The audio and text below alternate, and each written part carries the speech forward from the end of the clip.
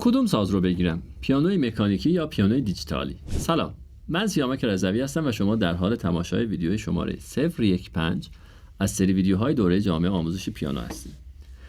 این جلسه تفاوت بین ساز مکانیکی و دیجیتالی رو براتون توضیح میدم و به این سوال پاسخ خواهم داد که آیا با پیانوی دیجیتالی و کیبورد هم میشه پیانیست شد یا خیر. اگه این اولین ویدیویی که از این سلسله درس‌ها دارین تماشا میکنین، پیشنهادم اینه که از ویدیو شماره 011 که جهت معرفی این دوره آموزشی شروع کنید.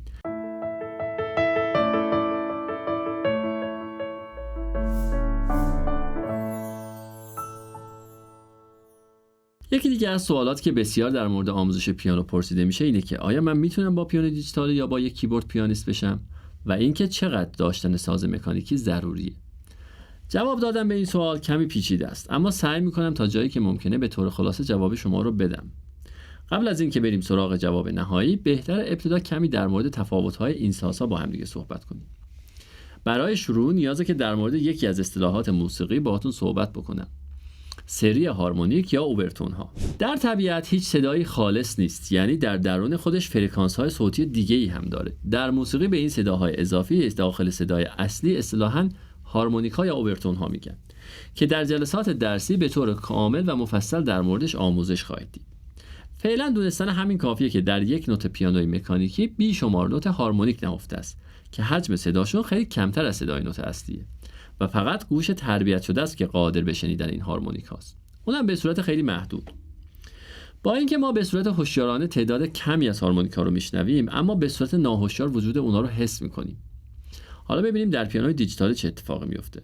در پیانوی دیجیتالی تولید کننده ها سعی میکنن هنگام ضبط صدای یک نوت بیشترین تعداد هارمونیک ها رو ضبط کنن، اما با توجه به اینکه هرچه تعداد جزئیات ثبت شده و کیفیت صدا بالاتر بره، حجم فایل ضبط شده هم افزایش پیدا میکنه. در نتیجه برای پردازش و پخش مجدد اون صدا هنگام نواختن ما نیازمند پردازشگرها و رم‌های بسیار قوی خواهیم بود که این موضوع خود به خود هزینه تولید ساز دیجیتالی رو افزایش میده.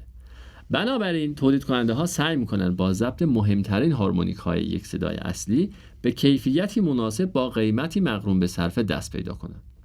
نتیجه این که ما وقتی صدای نوتی که با پیانوی دیجیتال نواخته شده رو میشنویم، در واقع تعداد محدودی از هارمونیک ها رو داخل اون حس میکنیم. این موضوع دقیقاً جواب این سواله که چرا صدای پیانوی مکانیکی گرمتر یا پرتر یا پر احساس تره. بله، جواب در تعداد هارمونیک ها نهفته است. پس پیانوی دیجیتالی هیچ وقت از لحاظ احساسی نمیتونه جای پیانوی مکانیکی رو بگیره. دومین تفاوت در مکانیزم تولید صدای این دو سازه. در ساز مکانیکی صدای تولید شده محصول ضربه چکش به سیم. انگشتا با لمس کلاویه‌های پیانو چکش رو به حرکت در میارن و با ضربه‌ای که چکش به سیم میزنه صدا تولید میشه. اما در سازهای دیجیتالی این صدای ضبط شده پیانوی مکانیکیه که پخش میشه و چکش و سیمی در کار نیست. حالا این اتفاق معنیش در نوازندگی چیه؟ اجازه بدین این موضوع رو دقیق‌تر بررسی کنیم. همونطور که در تصویر می‌بینین با لمس کلاویه چکش مربوط به اون کلاویه حرکت می‌کنه. حالا سوال من از شما اینه، ما در چند حالت میتونیم شاسی‌های پیانو رو لمس بکنیم؟ درسته، بی نهایت. برای مثال من میتونم کلاویه‌ها رو خیلی آروم لمس کنم، یا خیلی تیز، یا مقطع، یا با صدای بلند و انواع حالت‌های ممکن دیگه. آیا این حالت‌های ممکن صدای دلنشینی تولید می‌کنن؟ البته که خیر. اتفاقاً بسیاری از حالت‌های لمسی تولید کننده صداهای بسیار نامناسب و گوشخراشی هستند و پیانیست شدن به این معناست که شما در طی پروسه آموزشی حالت‌های مختلف لمسی رو تجربه کنید و به مرور یاد بگیرید که چطور کنترل عضلاتتون رو به دست بیارید تا هم بتونید نوع صدا رو کنترل بکنید و هم صدای دلنشین ایجاد بکنید. همه این توضیحات که شنیدین متعلق به پیانوی مکانیکی بود. در پیانوی دیجیتالی شرایط به گونه دیگه ای اتفاق میفته. در ساز دیجیتالی بسته به کیفیت ساز از 32 تا 256 حالت لمسی مختلف برای کلاویه ها تعریف شده که معمولا پیانوهای دیجیتالی که قیمتشون پایین‌تره همون حداقل حالت لمسی یعنی 32 حالت رو دارن. ممکنه با خودتون بگین که خب 32 تا حالت هم کم نیست و اگه من بتونم توی 32 حالت مختلف عضلات دستم رو کنترل کنم حتما پیانیست بزرگی میشم. من با گفته شما کاملا موافقم، اما این وسط یه نقطه ظریفی هست که ممکنه نظر شما رو هم کمی تغییر بده.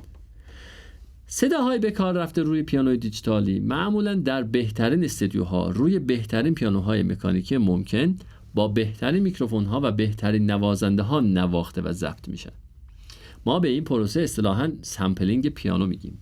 نکته اینه که من با هر بار لمس کلاویه‌های پیانوی دیجیتالی دچار یه سوء تفاهم بسیار بزرگی میشم و اون اینه که صدایی که تولید میکنم و میشنوم صدای واقعی عضلات من نیست، بلکه صدای انگشتای همون نوازنده ماهریه که در پروسه سامپلینگ حضور داشته. بنابراین من هیچ وقت با صدای زمخت و گوشخراش انگشتای خودم مواجه نمیشم تا بتونم با اصلاح اون کنترل واقعی عضلات رو به دست بیارم. در واقع از یک منظر پیانیست شدن به معنی لمس زمخت پیانو و تبدیل اون به یک لمس نرم و لطیفه که این موضوع توسط پیانوی دیجیتالی امکان پذیر نیست. معمولا نوازنده هایی که سالها با پیانوی دیجیتالی تمرین کردن در اولین مواجهه با ساز مکانیکی بسیار سرخورده میشن و احساس میکنن که ساز مکانیکی ساز بد صداییه. اما واقعیت اینه که این انگشتای اون نوازنده است که کنترل لازم رو برای ایجاد صدای دلنشین نداره. پس در مورد تفاوت دوم نتیجه میگیریم با پیانوی دیجیتالی نمیشه انگشتا رو به عنوان پیانیست حرفه‌ای تربیت کرد. آیا پیانوی دیجیتالی حسنی هم داره؟ البته که بله. چون اگه حسنی نداشت نمیتونست به این سرعت جای خودش رو بین نوازنده‌ها پیدا کنه. اولین امتیاز ساز دیجیتالی اینه که میتونه به کامپیوتر وصل بشه و اطلاعاتی رو با کامپیوتر رد و بدل کنه که این مزیت برای آهنگسازا بسیار کاربردی. دومین حسن ساز دیجیتالی راحت بودن نگهداری اونه. نگهداری ساز مکانیکی دردسرهای زیادی داره. دردسرهای مثل کوک و رگلاژ دوره‌ای تا تنظیم دما و رطوبت محیط، انتخاب دقیق موقعیت ساز در اتاق و 1001 مسئله دیگه که در مورد پیانوی دیجیتالی عملاً هیچ کدوم از این موارد اهمیتی ندارن و نگهداری ساز دیجیتالی بسیار ساده است. سومین حسن قابل حمل بودن ساز دیجیتالیه.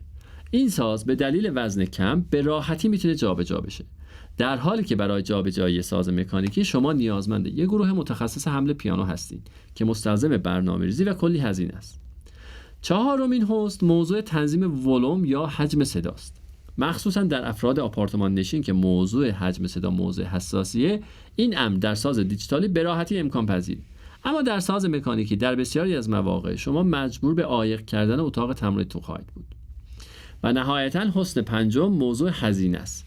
قیمت پایین ساز دیجیتالی نسبت به ساز مکانیکی یکی از مهمترین حسن‌های ساز دیجیتالی. اما برسیم به جواب سوال اولمون. بالاخره کدوم ساز رو بخرم؟ با جمع‌بندی تمامی این موضوعات میشه نتیجه گرفت که اگه امکان مالی و شرایط محیطیتون مهیاست، بدون شک اولویت اول پیانوی مکانیکی. مطمئن باشین که یه پیانوی مکانیکی با کیفیت متوسط به پایین بسیار بیشتر از یه پیانوی دیجیتالی با کیفیت بالا به شما در راه نوازندگی کمک میکنه. اگه به هر دلیلی امکان تهیه ساز مکانیکی ندارین، میتونید سطح 1 و 2 رو با پیانوی دیجیتالی آموزش ببینید و اگه تا سطوح بالاتر ادامه بدین، در مراحل اولیه سطح 3 به مرور احساس خواهید کرد که پیانوی دیجیتالی دیگه پاسخگوی نیاز شما نیست و خود به خود به ساز مکانیکی احساس نیاز پیدا خواهید کرد. پس اولویت دوممون میشه پیانوی دیجیتالی. در نهایت حتی اگه امکان تهیه ساز دیجیتالی رو هم ندارین، میتونین با تهیه یک کیبورد آموزشی با قیمت پایین سطح 1 و 2 رو به اتمام برسونید. چون در عمل تفاوت موثری بین کیبوردها و ساز پیانوی دیجیتالی وجود نداره و شاید بشه گفت که تنها تفاوتشون در مورد وزن کلاویه هاست که در سطح 1 و 2 تأثیر چندان مهمی در روند آموزشی شما نداره. و اینکه به یاد داشته باشین ساز زدن بسیار مهمتر از با ساز خوب زدنه. تجربه چندین ساله من بهم میگه که اگه شما حتی با یک کیبورد ساده اما با اراده و تعهد شخصی شروع به یادگیری بکنین، به مرور به بهترین سازها و بهترین موقعیت‌ها هم دست پیدا میکنین. امیدوارم پاسخ سوالاتون رو به طور کامل گرفته باشین. اگه این مطلب براتون مفید بود، لطفاً با لایک ویدیو و سابسکرایب کردن کانال احساستون رو به من اعلام بکنید. همچنین نظرات و سوالاتتون رو برام کامنت کنید.